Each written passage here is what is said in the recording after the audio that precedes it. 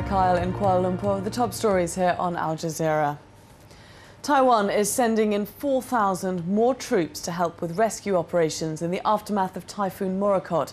Hundreds of people still remain unaccounted for after heavy rains led to landslides across the south of the island. The official death toll stands at 108. Steve Chow is in Kaohsiung County and sent us this update on the rescue operations.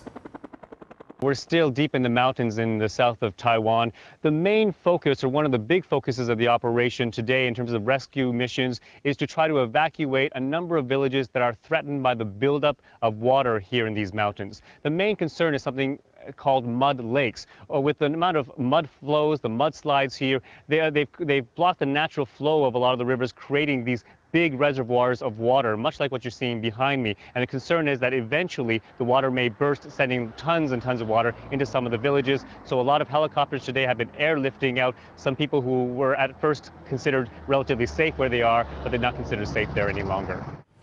The Philippines military says at least 23 soldiers have been killed in clashes with the Abu Sayyaf on a southern island.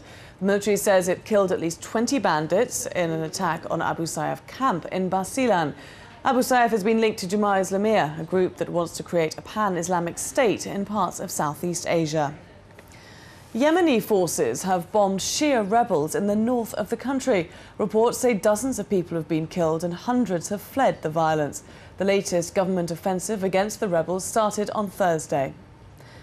A Libyan intelligence officer jailed for the bombing of an airliner over Scotland in 1988 could soon be released. That's according to officials quoted by a British news channel. Abdul Baset al-Megrahi is suffering from terminal cancer. Reports say he could be freed on compassionate grounds. Al-Megrahi was sentenced to life in prison for planting a bomb on a flight that blew up over the town of Lockerbie, killing 270 people. And China has vowed to control greenhouse gas emissions as part of its development plans. It issues a statement saying extreme weather events around the world were affected by human activities. China is now thought to be the world's main source of greenhouse gases, due in part to rapid industrialization. Much more on our website, aljazeera.net/English.